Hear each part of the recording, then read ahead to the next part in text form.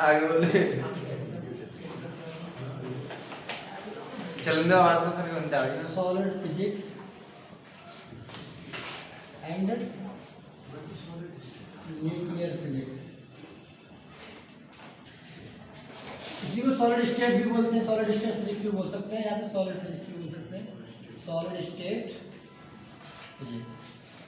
आपके सिलेबस में इस पूरी फिजिक्स को क्या किया है, इसने 2 यूनिट में खत्म किया है और न्यूक्लियर फिजिक्स को भी 2 यूनिट में फिनिश किया है। बड़ा पेपर वैसे देखा जाए 2 पेपर को मिला के 1 पेपर बनाया है। चलो कोई नहीं, ठीक है ना। तो आपका पहला जो यूनिट फर्स्ट है crystal structure. Crystal structure, crystal structure unit का नाम है, ठीक है ना। अच्छा, क्रिस्टल तक पहुंचने से पहले थोड़ा बहुत इंफॉर्मेशन बात कर लेंगे, क्रिस्टल तक बात पहुंची कैसे हमारी, ठीक है ना। आपकी बुक का नाम है सॉलिड स्टेट फिजिक्स। सॉलिड से एक चीज तो क्लियर दिख रही है, आपने पढ़ा सॉलिड, ठोस जो भी कहना चाह रहा है, लिक्विड एंड गैस। ये किसकी स्टेट होती है, किसी भी मैटर की 3 स्टेट आप अब तक पढ़ी है ना। Yes sir. चलो एक मैं टेबल बनाता हूँ, बहुत इंटरेस्टिंग का टेबल है।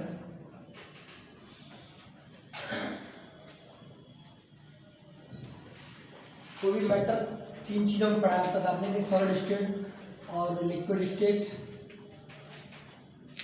सॉलिड लिक्विड एंड गैस, 3 चीजों में डिवाइड होता है, ठीक है। इसके बाद अभी तक आपने ये चीज शायद ना पढ़ी हो, एक स्टेट होती है आपकी प्लाज्मा,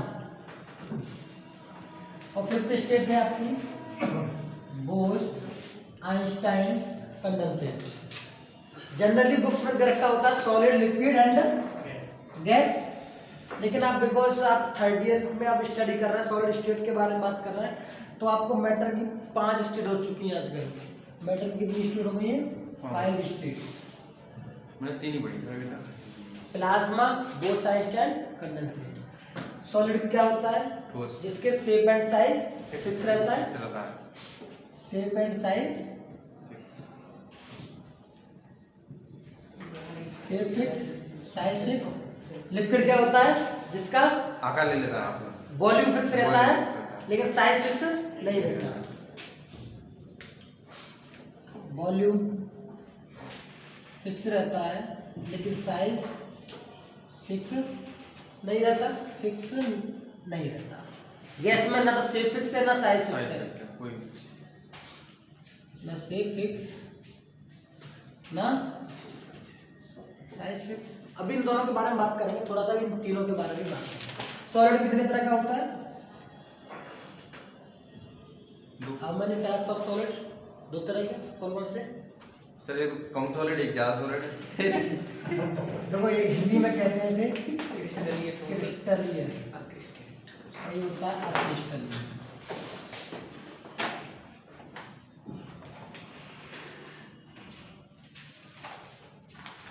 इंग्लिश में कहेंगे इसे क्रिस्टलाइन एंड एमोर्फस।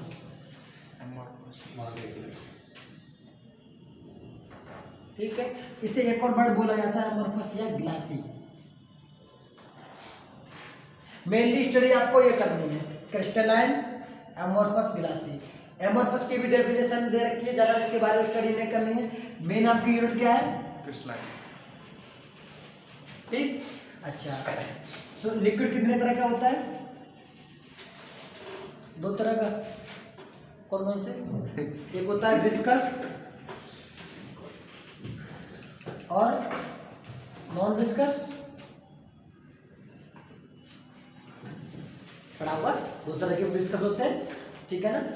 अच्छा, गैस कितने तरह की होती है, दो तरह के, आइडियल और रियल और आइडियल। Yes sir.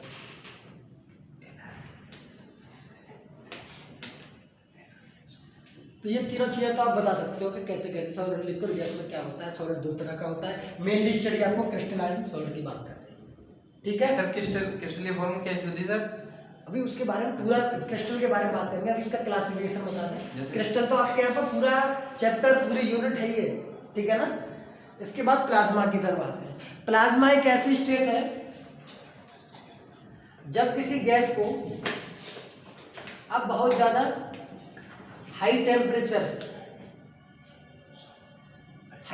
पर करते हैं तो गैस क्या हो जाती है, आयोनाइज्ड, मतलब मींस आयनित, मींस अपने आयंस में टूट जाती है। आयंस टूटने का मतलब होता है पॉजिटिव चार्ज मिलना, नेगेटिव चार्ज मिलना। मींस आयोनाइज्ड मींस क्या होता है, आपको आयंस मिलते हैं। Ions means charges. अरे पॉजिटिव चार्ज, नेगेटिव चार्ज क्या बोलते हैं, कैटायन एनायन। कहने का मतलब चार्ज होगा। चार्ज का मतलब क्या होता है, अगर कहीं चार्ज है इलेक्ट्रिसिटी, कहीं चार्ज है तो इसका मतलब हो गया इलेक्ट्रिसिटी। प्लाज्मा का क्या होता है, आपका जो स्टार है मींस तारा, सन है मींस सूरज, इसमें जो इसके जो चमकना है, इसकी ब्राइटनेस है ना, ड्यू टू प्लाज्मा है।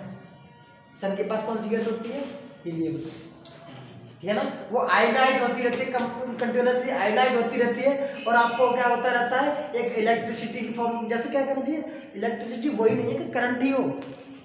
इलेक्ट्रिसिटी का मतलब होता है चार्जेस से जो चीज है आपको प्रोड्यूस हो।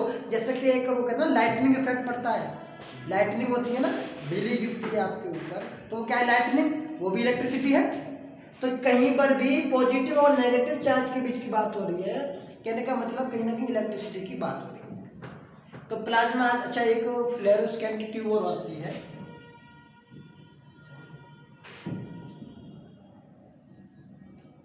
फ्लोरोसेंट ट्यूब, उसमें भी क्या होता है, जो गैस भरी होती है वो आयोनाइज हो जाती है, जिससे वो ट्यूब जलने, ऐसा लगता है कि आपको कुछ कलर दिखा रही है।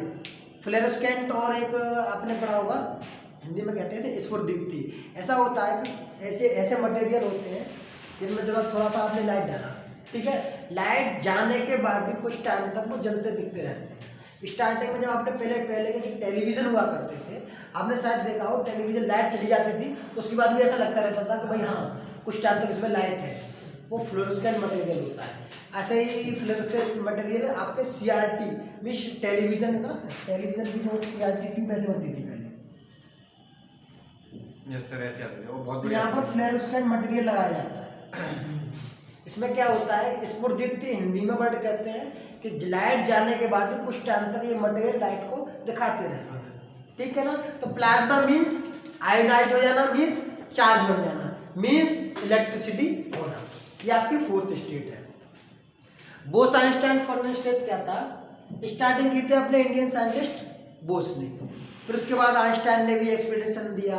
तो कुल मिला के इसका स्टेट क्या है, जब किसी गैस की बहुत ज्यादा लो डेंसिटी कर दें, किसी भी गैस की बहुत ज्यादा लो डेंसिटी में घनत्व कर दें और लो टेम्परेचर कर दें, किसी भी गैस की लो डेंसिटी या लो टेम्परेचर कर दें, तो जो आपकी स्टेट प्राप्त होती है वो कौन सी होती है, बोस आइंस्टाइन कंडेंसेट। इसकी फुल फॉर्म क्या है, बोस आइंस्टाइन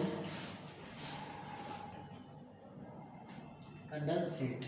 ये कौन सी स्टेट होती है, जब किसी भी गैस को बहुत ज्यादा लो डेंसिटी या लो टेम्परेचर पर रखते हैं, तो जो स्टेट हमको प्राप्त होती है वो क्या कहलाती है, बोस आइंस्टाइन कंडेंसेट, ठीक है ना। तो ये आपका मैटर का पूरा क्लासिफिकेशन। इसमें क्या होता है, जैसे इसमें चार्ज आ जाती है, आयन हो जाती है, इसमें क्या होता है, इसमें प्लाज्मा में आप एक सेकंड, ये किस तरह की स्टेट बनती है, जैसे कि आपने ये बोले देखा, सॉलिड होता है, सॉलिड जब आप टेम्परेचर इंक्रीज करते हैं तो किस में चेंज हो जाती है, another state, yes sir. Gas, sorry sir उसमें होगी लिक्विड में। लिक्विड लिक्विड को ज़्यादा गर्म करेंगे जाओगे। लिक्विड में चली जाती है। इसी तरह से जब किसी गैस को बहुत ज्यादा टेम्परेचर कम कर रहे हैं आप, ऑलमोस्ट एब्सोल्यूट टेम्परेचर और शून्य तापमान, और उससे भी बिलो कर सकते हो, बिलो 0 केल्विन, 0 केल्विन से नीचे चले जाओ तो जो भी स्टेट मैटर जिस भी स्टेट में आ गया होगा वो स्टेट कहलाती है बोस आइंस्टाइन कंडेंसेट। ठीक है ना। ये एक नई स्टेट है जो कि स्टार्ट किया था इंडियन साइंटिस्ट थे सत्येंद्र नाथ बोस, लेकिन बाद में जाके अमेरिकन साइंटिस्ट आए थे 3, उन्होंने अपनी पॉलिश थ्योरी कर दी और 5th थ्योरी को नाम दे दिया। ठीक है ना। तो इस तरह से प्रेजेंट की सिचुएशन में आपके पास मैटर की 5 स्टेट। क्लियर? ठीक, रफ करूं sir?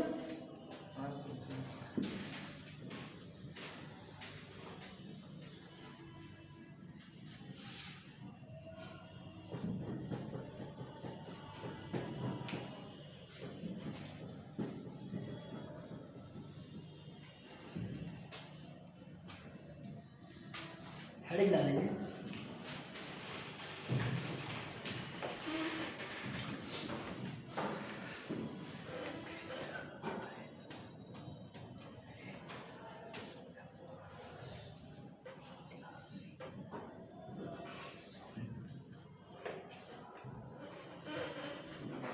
Crystalline and glassy solid.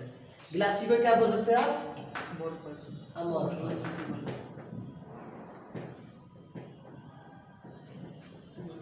ठीक है ना। तो क्रिस्टलाइन या ग्लासी सॉलिड क्या होता है? इसमें लिखेंगे we know that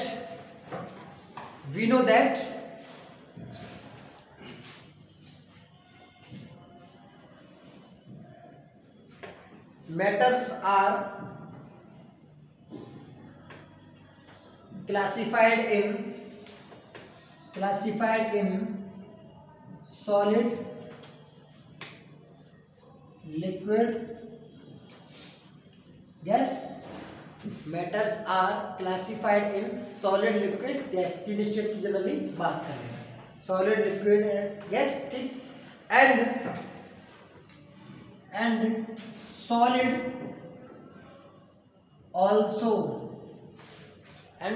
also classified in 2 parts,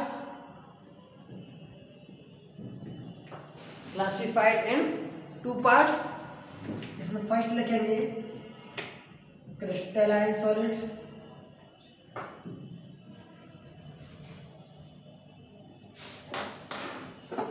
second one is amorphous और ग्लासी सॉलिड। हिंदी में कहते हैं इसे क्रिस्टलीय ठोस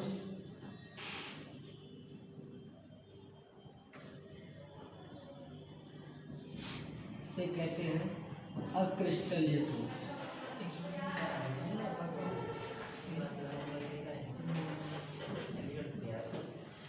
ठीक है जनाब। दो तरह के सॉलिड है आपके पास, क्रिस्टलीय एंड अमोर्फस। तो इसमें देखो क्रिस्टलाइन में क्या होता है, जितने भी एटम्स होते हैं एक रेगुलर पैटर्न में। रेगुलर पैटर्न का मतलब क्या है? किन्हीं भी 2 एटम के बीच की बात कर ले आप, किन्हीं भी 2 एटम के बीच की बात कर ले, दोनों के बीच का क्या होगा? सेपरेशन सेम रहेगा। लेकिन आपके अमोर्फस जो है उसमें क्या होता है? डिस्टेंस सेम नहीं रहती है। जैसे कि पहला हेडिंग डालेंगे, फर्स्ट हेडिंग डालेंगे क्रिस्टलाइन सॉलिड। इसमें पैटर्न कुछ इस तरह से होता है।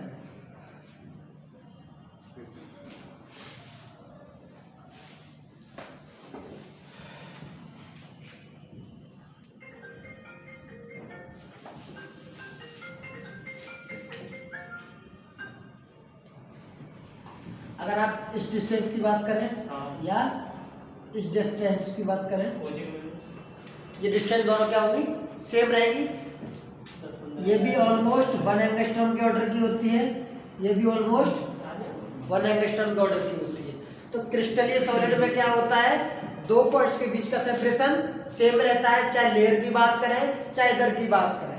कहने का मतलब आपने ये देख लिया, ये कोई आपने पॉइंट लिया, आप इस पॉइंट की तरफ जाए या इस पॉइंट की तरफ जाए या इस पॉइंट की तरफ जाए, इस पॉइंट की तरफ जाए, डिस्टेंस सेम रहेगी। एक रेगुलर पैटर्न होता है क्रिस्टलियन सॉलिड का।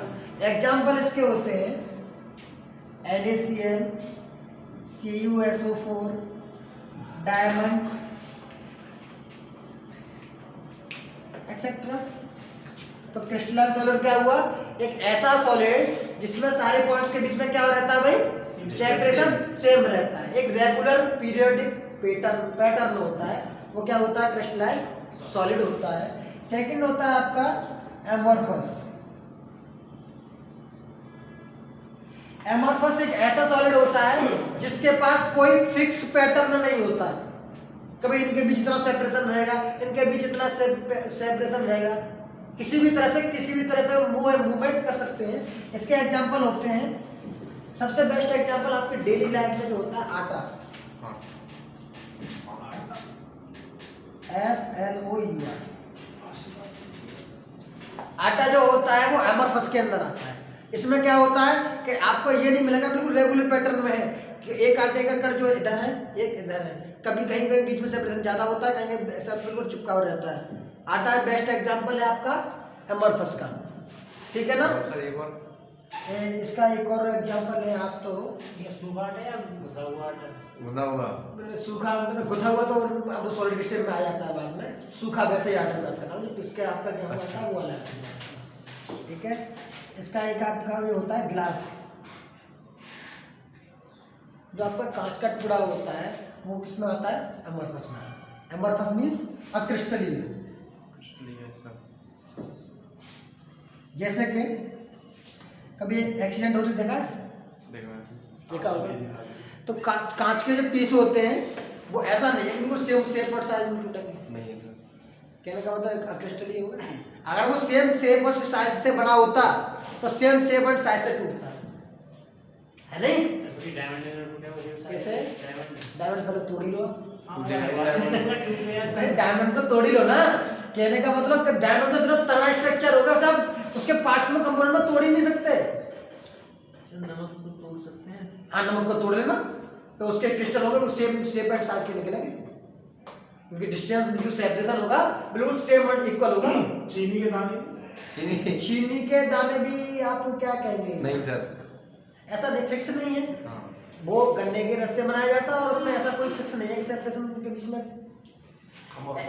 आप एक बढ़िया एग्जांपल मैं तुम्हें बताऊं, अप्रोक्सीमेटली जो सॉलिड चीजें होती है और ज़्यादा प्योर सॉलिड बोलते हैं ना, वो आते हैं क्रिस्टलाइन में, और जिनका चूरा बन सकता है, चूरा मीन्स एक पाउडर टाइप में से अधिकतर चीजें बन जाती हैं, वो आते हैं एमोर्फस में। NaCl का जो भी स्ट्रक्चर है उसके बारे में हम आगे NaCl और CaCl के बारे में सर NaCl का भी तो वो बना सकते हैं, मैं बता रहा हूँ तब क्या है।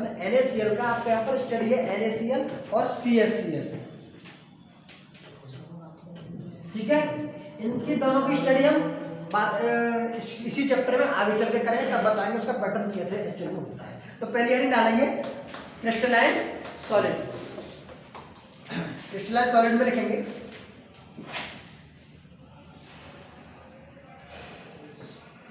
in crystalline solid, in crystalline solid, in crystalline solid atoms are arranged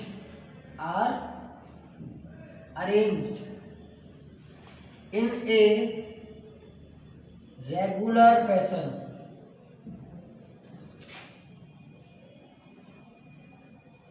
regular fashion means एक फैशन स्टाइल है उसका कि इसके बाद ये आएगा, इसके बाद ये आएगा, इसके बाद ये आएगा। Means separation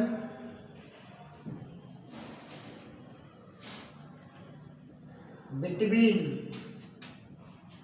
two atoms, separation between two atoms of crystal crystalline solid remain same. Separation between two atoms remain same. यहाँ तक क्लियर बात है. नेक्स्ट पॉइंट में लिखेंगे separation between two atoms of crystalline solids. Separation between two atoms of crystalline solids. Crystalline solid are of the order of X-ray wavelength.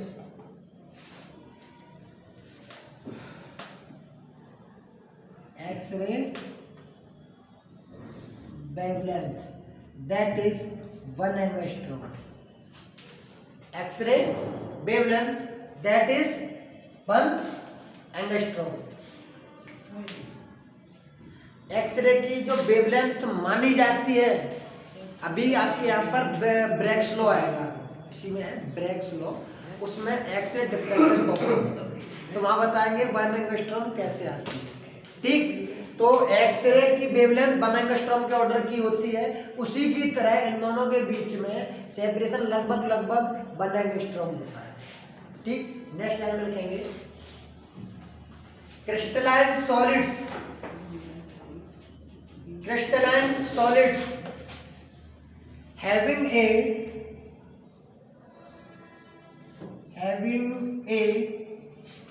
fixed melting point. क्योंकि भाई इनका एक रेगुलर फैशन है, तो ये क्या होगा भाई, इनके पास एक फिक्स मेल्टिंग पॉइंट होगा. नेक्स्ट पॉइंट में लिखेंगे, आप स्टेप बाय लिख रहे हो, उसी में कंटिन्यू जैसे चाहो वैसे कर सकते हो आप. इसमें लिखेंगे क्रिस्टलाइन सॉलिड्स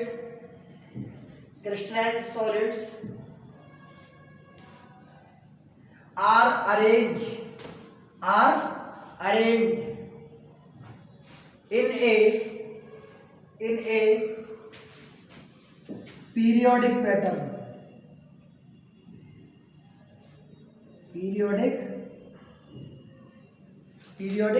pattern. एग्जाम्पल में लिखेंगे NaCl, Cu, SO4, डायमंड, और भी चीजें हो सकती हैं. इस फिगर को बना लेना भाई.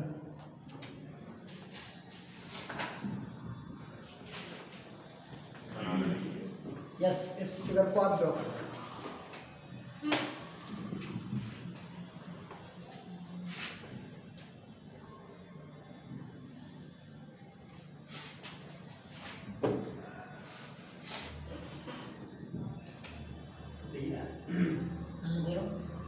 वेवलेंथ जो होती है वो वेव फ्री होती है. एक सेकंड, हाँ जी बोलो. वेवलेंथ क्या है? वेवलेंथ जो होती है वो वेव्स में ही तो होती है, रे में कैसे हो जाएगी? अच्छा एक सेकंड, ये मतलब वेवलेंथ का मतलब क्या होता है? जो भी एक वेव जो पूरा चक्कर करते हैं जितना डिस्टेंस होता है. वेवलेंथ एक लेंथ है. हाँ, लेंथ है. वेवलेंथ एक लेंथ है, उसमें बोला जाता है दो रफ या दो क्रस्ट के बीच की डिस्टेंस को वेवलेंथ बोलते हैं. तो वेवलेंथ एक क्या कहना चाहिए मैं बताऊं ना, एक डिस्टेंस है, दो पॉइंट्स के बीच का सेपरेशन है. आपने एक एंगस्ट्रॉम यूज किया, मैं यहाँ की ये नहीं कह रहा ये वेवलेंथ है इसकी, यहाँ तो इसके बीच का सेपरेशन बोल रहा हूँ. हाँ, ये तो सही है. यहाँ पे जो एक्सरे में तो लिखा है ना, एक्सरे की वेवलेंथ. एक्सरे की जो वेवलेंथ होती है वो 1 एंगस्ट्रॉम के ऑर्डर की होती है, ये बोला मैंने. हाँ बोला बता. ये बताया था मैं क्लास में तो कि रे की कोई वेवलेंथ नहीं होती और वेव जो होती है उनकी वेवलेंथ होती है. नहीं, एक्चुअली में ये तो मैं तो नहीं मानता कि एक्सरे की वेवलेंथ नहीं होती है. मतलब रे में और वेव और में ये अंतर होता है. एक्सरे को अभी देखो दो चीजों में बात करेंगे हम. एक हार्ड रे होती है, सॉफ्ट एक्सरे होती है. एक हार्ड रे, तो ये अंतर क्या होता है रे में और वेव में? फिर बता. हार्ड एक्सरे और सॉफ्ट एक्सरे दोनों की वेवलेंथ इसमें अलग अलग होती है. हार्ड एक्सरे और सॉफ्ट एक्सरे. अच्छा, रे क्या रिप्रेजेंट करती है कि वेव किस डायरेक्शन में प्रोपेगेट कर रही है. रे represent the direction of wave in which that wave propagate, जिस डायरेक्शन में आपकी वेव प्रोपेगेट कर रही है उसकी डायरेक्शन को रिप्रेजेंट करती है आपकी एक रे। और वेव क्या होती है? वेव होता है disturbance of particle, disturbance of particle is known as a wave. कैसे? डीप में बात करेंगे, जब बात करेंगे तो जैसे आपके ये पार्टिकल इस तरह से रखे हुए हैं, ठीक है, पार्टिकल इस तरह रखे हुए हैं। पार्टिकल अपनी पोजीशन को कभी नहीं छोड़ते, याद रखेंगे, पार्टिकल अपनी पोजीशन को कभी नहीं छोड़ते, अपनी मीन पोजीशन के अबाउट वाइब्रेशन करते रहते हैं, अपनी मीन पोजीशन के अबाउट वाइब्रेशन करते रहते हैं। ऐसे ये वाइब्रेशन करेगा, ऐसे ही ये वाइब्रेशन करेगा। पार्टिकल अपनी इनिशियल पोजीशन को कभी नहीं छोड़ते हैं, अपनी मीन पोजीशन के अबाउट वाइब्रेशन करते रहते हैं। इसलिए ये एनर्जी इसको ट्रांसफर कर दी, इसने इसको ट्रांसफर कर दी, इसने इसको ट्रांसफर कर दी, इस तरह से वेव चलती है। तो वेव क्या है? Disturbance of particle known as wave. Ray क्या है? Represent the direction of wave. ठीक है ना, दोनों में डिफरेंस समझ लिया। तो यानी ये जो हम इस तरह से वाइब्रेशन करते हैं, ये हाँ, ये वाइब्रेशन होते हैं। ये नहीं कि एक पार्टिकल यहाँ से चलना स्टार्ट किया यहाँ पहुंच गया, ऐसा कभी नहीं होता है, नेवर। अपनी जगह कभी नहीं छोड़ता पार्टिकल। अभी बात करेंगे लैटिस वाइब्रेशन, इसी को लैटिस वाइब्रेशन बोलते हैं, जो कि आपकी सॉलिड स्टेट फिजिक्स की सेकंड यूनिट में है। वही तो कह रहा हूँ, तो इसलिए ये वेव है और वो, ठीक है ना। ओके, थैंक यू, कल बात करते हैं इसके आगे।